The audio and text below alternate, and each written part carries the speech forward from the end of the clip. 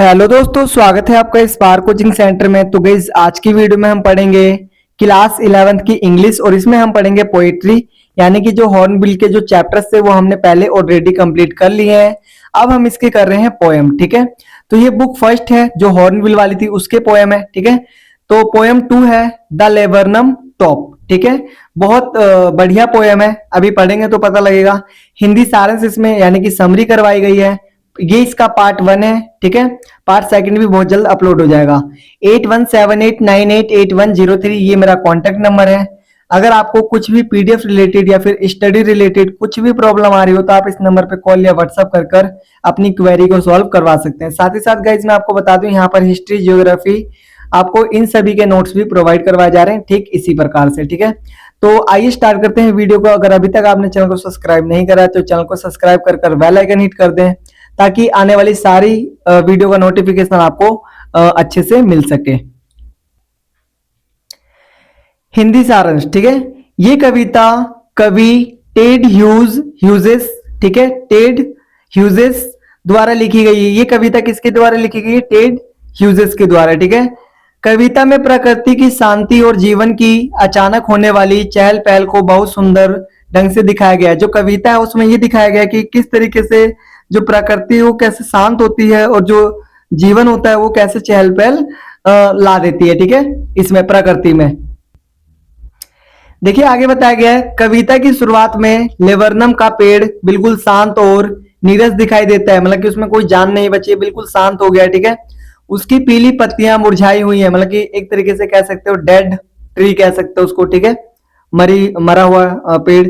और चारों ओर सन्नाटा है, और चारों ओर क्या है? बिल्कुल सन्नाटा छा गया है। ऐसा लगता है कि जैसे पेड़ में कोई जीवन नहीं बचा हो। ऐसा लग रहा था कि जैसे पेड़ है एकदम पूरा शांत हो गया, उसमें कोई जीवन ना बचा हो। ये दृश्य दोपहर के शांत समय जैसा है। ये दृश्य कैसा है? जो दोपहर होता है, जैसे गर्मियों के दोपहर देखे होंगे, बिल्कुल शांत हो जाता है, वैसा ही ये माहौल बन गया था, इन्वायरमेंट वैसा ही हो गया था। जब सब कुछ थमा सा लगता है, जब सब कुछ क्या लगता है कि रुक गया, अब कुछ भी नहीं चलेगा आगे। ठीक है, ऐसा माहौल बना हुआ है। ठीक है, लेबरनम टॉप पे। ठीक है, अचानक एक सुनहरी चिड़िया यानी गोल्ड फिंच पेड़ पर आती है। पेड़ पर क्या करती है? वो आती है। उसके आते ही पूरा वातावरण जीवंत हो जाता है। जो उसके जैसे ही जो सुनहरी चिड़िया है, गोल्डन फिंच है, वो आती है तो जो वातावरण होता है वो कैसा हो जाता है? जीवंत हो जाता है। वह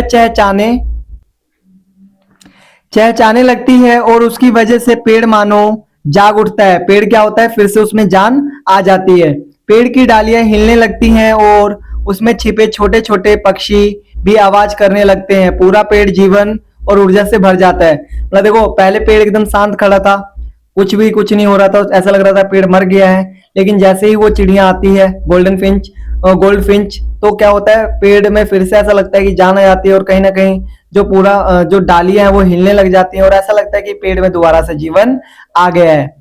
आए देखो, कुछ समय बाद वह चिड़िया अपने बच्चों को खाना खिलाकर उड़ जाती है। उसके जाते ही पेड़ फिर से पहले की तरह शांत और निस्तेज हो जाता है। दोबारा सन्नाटा छा जाता है। मतलब कि जैसे वो चिड़िया आती है, अपने बच्चों को खाना खिलाती है, तो उस समय तो ऐसा लग रहा होता है कि वो जो पेड़ है वो दोबारा से मतलब कि जीवन आ गया है। लेकिन जैसे ही वो चिड़िया उड़ जाती है फिर से वहां पर वैसे ही सन्नाटा छा जाता है, जैसा कि गोल्ड फिंच के आने से पहले वहां पर मौजूद था। ठीक है, आगे दिखा रखा है, कवि इस कविता के माध्यम से यह संदेश देता है कि प्रकृति में जीवन और ऊर्जा का स्रोत छोटे छोटे जीव भी होते हैं। मतलब देखो, यहाँ पर कवि कहना चाहता है कि प्रकृति में जो छोटे छोटे जीव भी है उनकी भी बहुत ज्यादा अहमियत है, उनकी भी बहुत ज्यादा कीमत है। ठीक है, क्योंकि देखो अभी आपने जो लेबरनम टॉप है उस पर एक छोटी सी चिड़िया आती है तो वहां पर ऐसा लगता है कि लाइफ दोबारा रिटर्न आ गई है, लेकिन वो जब चली जाती है तो ऐसा लगता है कि लाइफ दोबारा से चली गई है। तो ये चीजें यहाँ पर कवि ने दर्शाया कि कहीं ना कहीं जो छोटे छोटे जो प्रकृति में जो जीव जंतु हैं वो भी कहीं ना कहीं प्रकृति के लिए बहुत ज्यादा इंपॉर्टेंट है।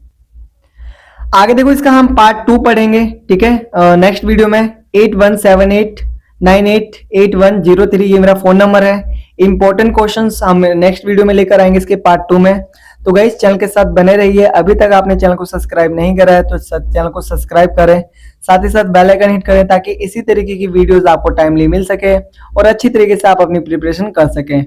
मिलते हैं नेक्स्ट वीडियो में, तब तक के लिए टाटा बाय बाय, जय हिंद, जय भारत।